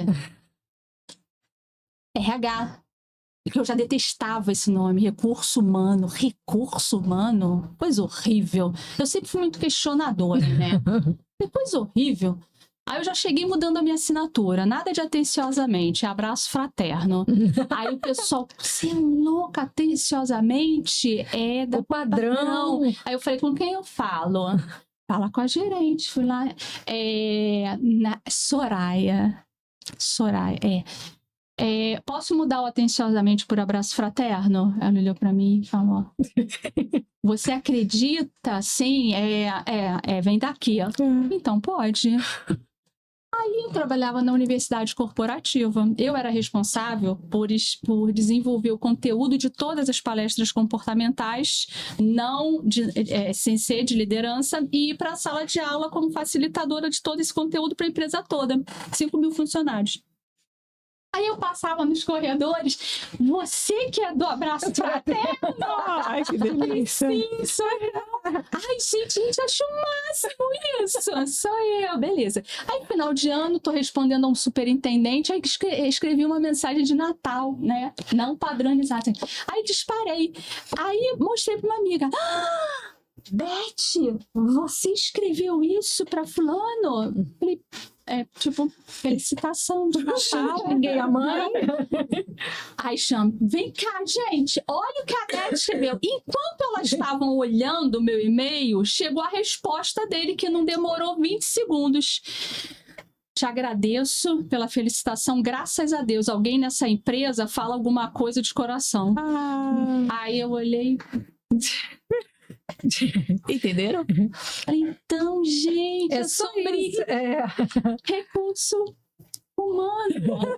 Abraço paterno para todos. E assim, algumas pessoas já arrastavam a cadeira e disseram, Beth, preciso muito. Porque eu cuidava dos 3 programas: estágio, PCD e Jovem Aprendiz. Sim. Que as pessoas falam os programas mais fofos da empresa, mas que não são, tipo, valorizados, porque não tem líder, não é... Não. E eu amava aquele, amava. Eu sempre gostei de trabalhar com formação, sempre. Ver aquele jovem aprendiz chegando, aquela garotada, tipo, cheia de sonhos e tal. E depois do estágio... Então... Aí, todo ano, a gente apresentava a feira de estágio na PUC. Uhum. Eu era responsável pelo programa. Os 3 programas. Nem sei se eu posso falar, mas eu vou falar. Mas aí mudou lá a direção, e naquele ano, apesar de ser a responsável pelo programa, responsável quer dizer, eu que desenvolvi a trilha de estudo, de tudo, desenvolvimento, Rio, São Paulo. Não, esse ano quem vai para o stand tem que ser uma pessoa mais jovem. Gente, eu tenho 55 anos. Na época eu tinha 42, tá? Dá uma amiga da pessoa pra gente poder jogar um ovo lá na casa dela. Aí eu falei, não, tem que ser o stand pra jovem. A Beth já não tem essa... Eu falei, gente, olha, veja bem. Se eu sou a profissional responsável pelo programa, eu acredito que eu tenha uma Quem é a melhor pessoa pra falar dele, né? E quem me ajudava era uma menina PCD. Queriam tirar ela também? Sim. Porque o stand tinha que ser de meninas jovens sem deficiência. Aí eu, aguarda. Começou feira de estágio. Na PUC. Eu dava uma passada pra ver como tava o stand. Já fui nessa feira. Faltando 2 dias para acabar, eu avisei na época a minha líder, falei, olha, nos últimos 2 dias quem vai estar no stand? Eu e a sua a assistente, que era meu braço direito, esquerdo. Mas é justamente no último dia, quando vai a diretoria, vai a palestra no auditório. Eu sei. É por isso que nós vamos. Eu sei. É isso. Só pra te avisar. Fui. Aí eu vejo a diretora passando e olhando assim. Gente. Olha, Beth, você não tem maturidade para receber um não? Tenho, total. Cara, mas eu preciso de argumentos. Tem que ter embasamento esse não. Eu preciso. E você veja bem. E se esse argumento for válido, até tudo bem. Ok, É isso. não sou imatura ou cheia de vontade, não, mas argumenta, argumenta. Não vai passar me atropelando sem argumentação, alto lá, gente. E assim, e foi um trabalho que ali eu fui ouvindo coisas maravilhosas, coisas nem tão assim, mas que tudo serviu para tipo, mais um passinho, né? Para voz. Aí eu fui mãe, vivi o luto da maternidade, que foi um divisor de águas. Então, primeiro marco, ser filha da minha mãe. Maravilhoso. Eu já nasci com uma vontade assim, já na frente. Segundo marco, iniciar minha carreira em ambientes culturalmente masculinos. Sim. E é onde eu permaneço até hoje, porque que já não são culturalmente masculinos, porque a gente já tem muita mulher e tal. Terceiro marco, luto. Ter tido a minha filha e lutado. Esse, assim, virou minha chave total do tipo, o quê? Fiquei. Vou ficar e vai valer a pena. Vim fazer a diferença, né? Vai valer a pena. Já que eu lutei e vou ter que conviver com a ausência da minha filha pro resto da minha vida, eu vou fazer valer muito a pena. Então, a mesma energia de leoa que eu senti enquanto eu gestava, porque quando eu gestei, gente, eu fiquei um espetáculo gestando, era uma loucura de mulher. O quê? Puxa, quando eu lembro de mim gestando, eu até me apaixono por mim. Aí tive a minha filha e aquela energia, sabe, de mulher, de fêmea, sabe como? Eu acho isso ótimo, Total, né? eu falei, cara, vou agarrar isso. Aí que eu fiquei mais forte, me senti mais forte. E o outro marco foi quando eu me tornei escritora. Que aí, minha filha, ninguém segura a minha voz. Não tenho medo de julgamento. Perdi, eu fiquei sem vergonha, gente. Uma loucura, eu fiquei sem vergonha. Porque quando esse livro, que é o primeiro, que eu renasceu na despedida, que é a história dela, a nossa história, né? Como aconteceu e tal, que sou suspeita para falar, né? Acho que é sensacional. E a forma como ele foi concebido é mais sensacional ainda. Porque eu levei muitos anos até concebê-lo. Porque eu não me achava capaz. Eu não me achava capaz de escrever. Quem sou eu? Escritora? Beth, tá inventando moda. Deixa disso, menina. Baixa a voz. Desce do salto. Mas gritava aqui dentro. Você precisa levar essa história para o mundo. Você precisa levar essa história para o mundo. Aí eu falei, vou procurar um curso de como ser escritora. Quem sou eu para sair escrevendo sem um curso, né? Vamos buscar. E comecei a ver cursos muito técnicos de ortografia, de construção, que é essencial, ok? Mas não conversava. Aí eu encontrei Paula Quintão. Adoro. Maravilhosa. O curso dela era escrita e oração. Falei, opa! E eu sabia o que estava aqui. Nascendo na despedida, uma história de amor, fé e doação. Me inscrevi. Primeira aula, tô lá eu, papel, caneta, régua, não podia perder uma palavra daquela mulher. Ela começou do jeitinho dela, com aquela, né, você que chegou até aqui e tal, que está se sentindo inseguro, eu vou fazer o primeiro exercício com vocês, que é um exercício de relaxamento. Eu, ok. Vou botar música, ok. Meu arco sempre caindo, esse cabelo. Aí ajeitou a franja, porque é o meu toque. Me posicionei. Ela começa o relaxamento, me levando todo mundo, obviamente, à infância. Quem você vê na infância? Como você se vê na infância? Quem era você na infância? Quando eu fui para a infância, a Beth que eu vi, a Betinha que eu vi, era a Betinha escrevendo. cartas de amor, bilhetes de amor. Não que eu vi imaginando, eu vi porque eu realmente fazia. Sim. Sabe o que eu fiz? Paula Quintão, obrigada. Já fiz o curso. Eu só precisava disso. Peguei, encontrei uma editora que eu me identifiquei, me deu 2 meses. Eu demorei 15 anos para acreditar que eu podia ser escritora. Ela falou em 2 meses pra gente lançar, aí tem a Bienal e tal. Beleza. Eu sou chata. Pode não parecer, mas eu sou. Ou pode parecer também, não tem problema. Eu tô sempre revisando coisa. E eu me prometi. Esse livro, ele é tão puro, tão ingênuo. Querida. É ingênuo mesmo. Essa carinha que eu faço mesmo. Muito fofo.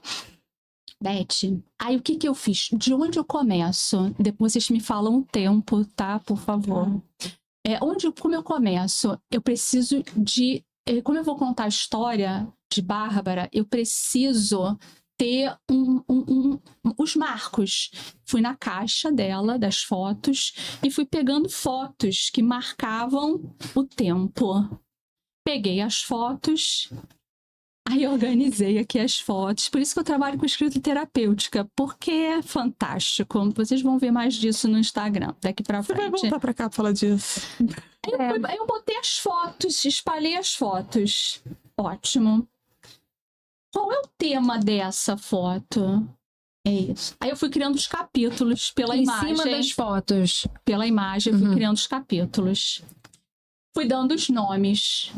E prometi a mim mesma que a partir do momento que eu escrevesse aquele capítulo, eu não voltaria nele para ser corrigido. O que saísse de dentro de mim ia ser daquele jeito. Escrevi. Quanto tempo? Escrevi o primeiro capítulo. Segundo capítulo, o tema é esse. Eu ia no último parágrafo do primeiro capítulo só para me dar o... Sabe qual? Só para me dar o impulso. Escrevi o segundo capítulo. E assim eu escrevi o livro em menos de 20 dias. Tô até nervosa para ler esse livro. Aí, essa capa eu conheci uma artista... Mostra ele. Aqui. Uma artista, isso é o Renascendo na Despedida, que ela trabalha, tá? Que ela trabalha com aquarela. Ai, eu amo aquarela. E o olho lúdico, Janaína, é de uma sensibilidade essa criatura, que eu fico... Se as pessoas acham que eu sou sensível, precisam conhecer ela. Mas assim, não, ela é. Aí... Essa imagem que ela desenhou, esse anjo é um anjo real. Um anjo real. O primeiro aninho de Bárbara, o tema foi Jesus, Nossa Senhora e os Anjos. Em agradecimento por tudo que ela havia passado nos 3 primeiros meses na UTI. E eu queria agradecer porque eu, chata que sou, por várias vezes os médicos me disseram que ela ia morrer, que ela não tinha como sobreviver sem sequela. Eu falei, não, beleza, vamos deixar rolar? Ela tá fazendo o papelzinho dela, eu tô fazendo o meu. Foram 3 meses de UTI diariamente, domingo a domingo, de 8 da manhã às 10 da noite, amamentando ela. E todo mundo, foi os médicos falando, ela tá mamando. Aí eu respondi o quê? Ela tá crescendo? Ela tá ganhando peso? Tá, mãezinha, então você conclui o quê? Que ela tá mamando. Aí tem que dar umas lançadinhas dela de vez em quando, né, gente? Beleza. Bom, isso passou. E a festa o primeiro aninho dela, a madrinha confeccionou esses anjos em papel. Ela é pedagoga e tem todo... Estavam na festa. Eu dei um anjinho desse pra artista, né, que fez. E ela criou essa capa. Então, a capa, vocês vão ver depois dentro, tem uns violinos, tudo conta, tá tudo na história. Beleza. Que livro especial. Aí, lançamento. Um livro que demorou 15 anos para eu achar, para eu entender que eu poderia escrever. vou fazer um lançamento, aí vi um cara tocando violino na rua. Não, eu não, perdão. Minha cunhada falou, Beth, eu tô aqui com um violinista aqui na rua, ele tá tocando a música de Bárbara. Aí eu falei, é ele. Então, final, é Contrata, ele. vai ser ele. Aí escolhi um restaurante lá no Flamengo, perto da minha mãe, que tem um salão na entrada com piano, com uma coisa linda. Vai pro mundo. Pandemia. Isso era em fevereiro. Pandemia. O livro chegou. Fechou tudo em março. Ficou pronto. Isso. Dia 13 de março. Não, 26 de março, meus 50 anos. Bolo comprado, acabou tudo. Acabou o lançamento em grande estilo, acabou o aniversário de 50 anos. Aí o pessoal, Beth, agora segura. Deixar passar, porque o livro merece. Eu falei, não. Ele já sabia da resposta. Eu falei, muito pelo contrário. Se eu demorei 15 anos para escrever esse livro, se eu escrevi em 20 dias, se ele nasceu agora, é para ele nascer agora, na pandemia. Mas, Beth, a divulgação, vai nascer. Enfim, foi pro mundo. Eu passava meu dia, porque eu escrevo dedicatória. Todos os livros. Aí foi para Portugal, foi para tudo. Aí a minha mãe, na época, estava em Ipanema, ela morava lá. Hoje ela mora perto do meu irmão. Eu era conhecida nos Correios, a menina dos livros. A menina é ótima, né? Só 5 anos atrás. Chegou a menina dos livros. Lá era 20, 30, e eu ali. Beleza. Aí ele nasceu. Aí depois teve a Bienal. Na primeira Bienal aberta, eu fui lançar ele lá.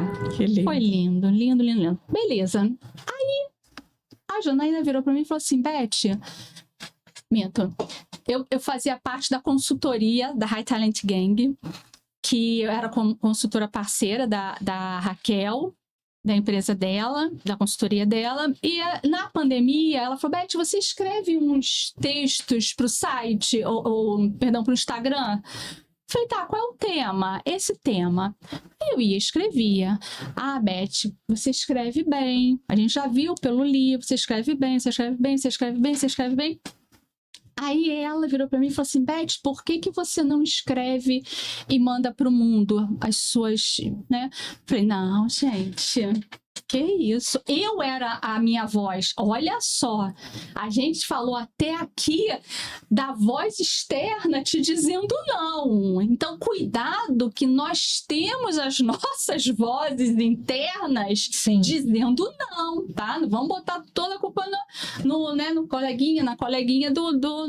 Nós temos. Eu falei, não, menina, que bobagem. Ela virou para mim e falou assim, eu não acredito, Beth, que você vai ser egoísta, sabendo que o que você escreve você impacta e pode ajudar alguém, você vai ser egoísta por medo. Medo de quê? De ser julgada, de ser avaliada? Se manda pro mundo. Gostei da Pai do Dani. Adorei. Aí eu comecei a escrever, mas eu não sabia que estilo era o meu. Era meu estilo meu. Aí quando eu comecei a estudar, aí eu entrei numa comunidade de escrita afetiva. Outro nome sensacional, Ana Holanda. Comunidade de escrita afetuosa. Entrei para a comunidade. Eu descobri que eu escrevo crônica. Que lindo. Aí, com isso, na pandemia, eu fui escrevendo esse segundo aqui, que é Vamos Viver a Vida. O que aconteceu na pandemia? Eu morei 2 anos com os meus pais, né? E o mundo encolheu. E eu expandi de um jeito, porque eu tenho esse perfil. Quando a dor é muita, eu dou um salto do escarpado, dou e vira-volta, volto e tento cair em pé. Nem sempre dá, às vezes cai, né? Mas aí você levanta. Dá aquele... né? E cumprimenta. Tipo, dei mal, mas tudo bem. Mas eu vou. Aí eu comecei a escrever, eu conversando com a árvore, eu conversando com o passarinho. Mas são conversas que faz todo sentido. Escrevendo, publicando, Instagram, aí vinha essas respostas, nossa, Beth, como é que você consegue olhar para isso dessa forma? Como é que de onde você tira essa imaginação? E são textos que eu chamo, Vamos Viver a Vida, crônicas, crônicas, memórias e declarações. É tudo verdade. Eu não escrevo ficção. Histórias reais. Realíssimas, que tudo que está aqui no segundo livro aconteceu, tudo que está aqui no segundo livro aconteceu da forma como aconteceu. Eu não escrevo ficção. Aí é o quarto marco. Primeiro marco, ser filha de quem eu sou. O segundo marco, ter trabalhado nesses ambientes masculinos. Terceiro, a minha filha e o enlutamento. E o quarto, me tornar escritora, porque aí vai. E se tornou essa potência aí, ó. Que impacta a gente. Eu tô sua dor numa animação não, que eu quero falar mais 5 coisas. E que impacta muito a gente. Como eu falei, eu acho que a gente pode chamar a Beth aí igual música do Fantástico. A gente chama ela mais 3 vezes, porque tem muito assunto. E assim, é isso. Eu falei isso no começo e eu acho que toda vez que eu te escuto, eu tô escutando você agora aqui de novo. Toda vez eu fico impactada, porque eu tenho muito dentro de mim que a gente escutar histórias que nos incentivam e que plantam essas sementes que você quer e você planta elas muito bem, fazem toda a diferença. E eu escutar histórias de mulheres que têm essa trajetória tão forte, sabe? De exemplos fortes, de situações, de atitudes que fazem a gente ficar, se colocar nesse lugar de querer também ter essa voz, sabe? De também pensar, não, é isso mesmo, a gente tem que arriscar. Então eu acho que isso faz toda a diferença, sabe? É motivador. Eu sempre saio motivada depois de te ouvir, sabe? Somos duas. Faz esse rebuliço aqui dentro, sabe? Porque eu acho que atingir o objetivo. É isso. Eu acho que eu acho que mexe, sabe? Mexe em lugares importantes. E eu venho de uma família de muitas mulheres também, de exemplo de muitas mulheres que também tiveram histórias difíceis e histórias de superações ao longo da trajetória delas. Então, assim, eu tenho muito olhar para essas histórias, sabe? Isso mexe muito comigo e faz muito bem ouvir. E por isso que a gente pensou tanto em trazer você depois daquela palestra, porque a gente acha que essa sua voz tem que ir para o mundo e todas nós mulheres merecemos ouvir histórias como a sua. Você consegue honrar o feminino de uma forma muito bonita, muito bonita. Honrar. Eu falo muito de ancestralidade na minha vida, minha formação, assim, você honra a ancestralidade feminina de um jeito, acho que muito peculiar, diferente do que a gente vê na maioria das... Sempre é honrar, mas o seu jeito de honrar é inspirador, assim. Eu acho que é isso. Obrigada. A gente falar do feminino sem puxar o tom só da briga, mas ao mesmo tempo entender que ele precisa ser falado, que ele tem que ser potencializado, é muito importante. Então... Achei bonito que ela falou, né? É a busca, não a briga, não a luta. Isso eu achei muito bonito. É uma busca. É uma busca que tem que ser uma busca de parceria. Tudo bem que eu sou privilegiada, né? Eu sou uma mulher que eu nasci de um ambiente de amor, eu nasci através de um ato de amor e que isso fui criada num ambiente de amor. Sim, é um privilégio. Fomos uma família com algumas restrições financeiras, estudei em colégio público, restrições financeiras, não tinha como ter os brinquedos, não era tudo que a gente ganhava e tal, mas eu tive o principal, que foi o amor e uma preparação que meus pais deram a mim e ao meu irmão, que eu tenho um irmão maravilhoso, gente, meu irmão Denis Moraes. Fala o nome dele. Denis Moraes, que eu preciso falar do meu irmão que eu não falei. Cara, Denis Moraes, quando eu entrei na puberdade, tá terminando, eu sei. Quando eu entrei na puberdade e a gente começa a pensar sobre a primeira relação, né? Primeira intimidade. Meu irmão virou pra mim, eu tenho frases assim que meu irmão virou pra mim e falou assim, Beth, eu vou te dizer, ele é 4 anos mais velho do que eu, tá com 59, maravilhoso. Ele falou, Beth, eu tinha, na época, sei lá, 16, ele 20, Beth, eu vou te dizer uma coisa. Não deixa que ninguém faça com você o que você não quer. o que você não autorizou. Caso algum homem que ele estava falando, faça alguma coisa que você não goste ou que você não queira, aí vocês vão pensar que ele virou para mim e falou assim: conta para mim que eu vou lá e resolvo. Não, ele não falou isso. Sabe o que ele falou? Você consegue cuidar disso, mas se em algum momento você precisar de um apoio, eu vou estar sempre do seu lado. Nossa, maravilhoso mesmo, hein? Irmão, Uau! Uau! Cara, meu irmão, gente, eu sou muito, muito apaixonada. Eu sou apaixonada por vários homens. Vários homens, calma, meu amor, Nilton. Nilton, meu irmão, meu pai, que é uma gracinha, sempre teve lá a vidinha dele, nunca sabe.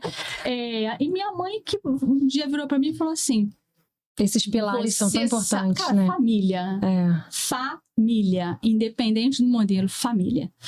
Minha mãe virou pra mim e falou assim: você sabe o que você vai ter de mais importante na sua vida?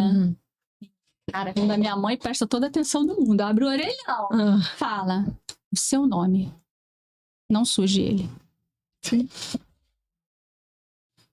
E você vê a importância do nome na sua vida. Você fez questão de dizer o nome de todo mundo que tá aqui. Sim. Porque como isso tá ali ecoando dentro de você. Porque eu não Os tô nomes sozinha. São importantes. Eu cheguei até aqui neste formato pela contribuição de todo mundo. Sem dúvida. Da minha avó paterna, que teve 4 filhos e não casou com nenhum homem.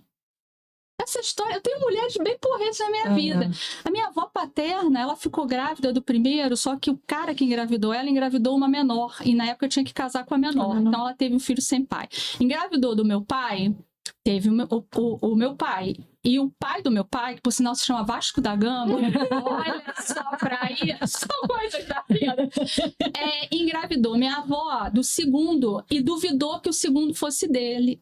E eles iam casar. Ela virou pra ele e falou assim: não caso contigo? Como é que eu vou casar com um homem que tá duvidando que o filho que eu tô esperando não é dele? Não, muito bem, passa você também. E o quarto, enfim, que aí foi pra uma outra situação e que ela ficou, gestou, teve o filho, e quem apoiou foi o pai dela, que é filho, meu bisavô é filho de um padre. Então, gente, sabe a teia? É isso que eu ia falar. Meu Deus, que teia que vai potencializando. E que eu faço questão de falar porque eu não tô sozinha. Aqui parece que eu tô, né? Obviamente com vocês. Mas tá tudo aqui dentro de mim. Sim. Então, para concluir, 30 segundos, né? Que vocês me perguntaram. Eu ia perguntar. A pergunta que eu ia falar é se você, Beth, com toda essa contribuição de todas essas pessoas incríveis que passaram por você, que fizeram você se tornar essa mulher potente, de voz suave e delicada, mas tão forte, o que você, com 30 segundos, diria para outras mulheres que hoje se encontram em lugares com medo da própria voz? O que você poderia falar para elas? É um caminho sem volta. Eu explico. E é um caminho lindo. E ele é sem volta porque a gente não quer voltar. Porque quando a gente vai construindo a nossa presença no mundo, a gente vai deixando de caber em lugares estreitos. A gente não cabe mais em lugares estreitos. A gente começa a ficar apertado. E aí a gente faz um movimento de saída, buscando lugares que tem o nosso tamanho. E relações. Eu digo que é um caminho sem volta, mas é um caminho lindo e que não deve ter a volta, porque você também, nessa busca, você vai entendendo aqueles relacionamentos. Eu não estou falando relacionamentos conjugais, não. Estou falando relacionamentos com homens, mulheres, trabalho, da vida. Tudo, você, né? vai percebendo as pessoas que te espremem. As pessoas que te espremem. É que eu sempre brinco. Eu tô aqui. Eu posso ficar na sua mão a vida inteira. Mas não me fecha, que eu vou sair. Eu vou até reformular essa minha pergunta.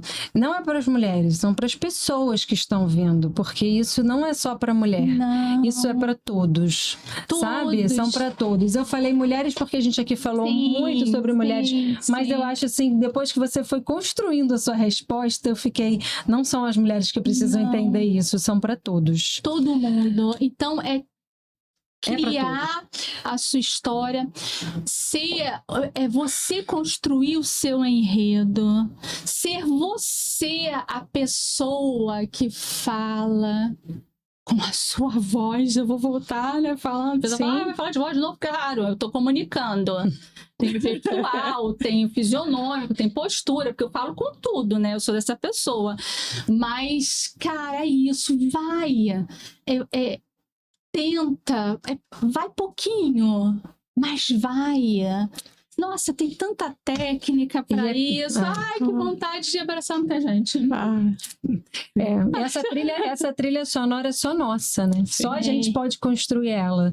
E aí é se libertar ali dessas amarras que muitas vezes o mundo vai construindo e a gente vai se colocando nessa caixinha fechada, né? Cara, eu posso só falar mais uma coisa para concluir? Com certeza, amor. Eu recebi uma paciente no consultório há um tempo, que quando eu abri a porta ela era cinza. Cinza, ela era cinza mesmo, cabelo todo branco, já era uma senhorinha de 75 anos, cabelo todo branco e cinza. E ela foi por conta de um luto do marido. E ela chegou com uma fala de tirar a vida, de não ter mais razão para viver e tal. E eu fui ouvindo aquela senhora e ela estava ali porque ela não sabia quem era ela fora da relação. Os filhos adultos fora de casa e ela não sabia mesmo. Porque quando acontece a gente se relacionar, tomar cuidado para você não perder a sua identidade na relação. Eu sei quem eu sou, não quero perder meu marido de jeito nenhum. De jeito nenhum. Mas eu sei quem eu sou, eu sei o sofrimento que vai ser, mas eu sei quem eu sou, eu sei como dar continuidade à minha história. Então eu tive que trabalhar com essa senhora, sabe o quê? O resgate dela, menina.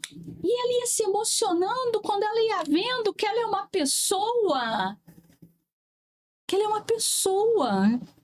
Que ela não é um apêndice.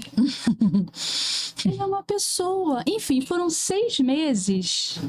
Menina. Essa mulher virou colorida. Ok. Voltou para as atividades, voltou a passear na praia com chapelão. Olha, eu tô falando desse caso porque é um caso assim, que é de mulher, né, que se misturou ali E acontece, eu acho que eu vejo assim, várias pessoas que podem se colocar nesse lugar aí de onda. Até eu acho que acontece muitas vezes na própria aposentadoria, né? Sim. Que as pessoas acabam perdendo um pouco essa identidade também. Enfim, eu acho que isso é outra.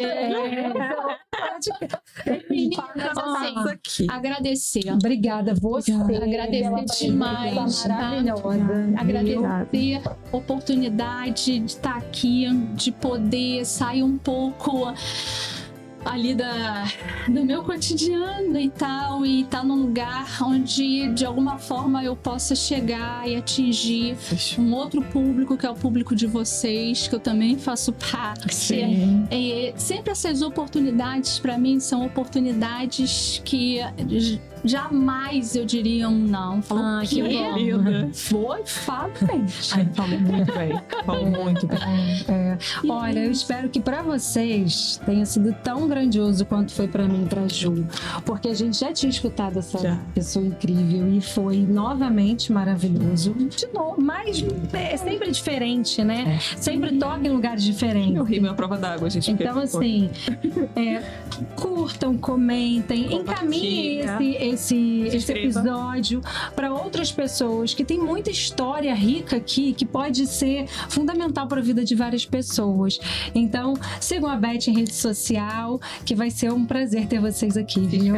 Se inscreve, comenta, tudo isso, viu? Um beijo e até a próxima. Beijo.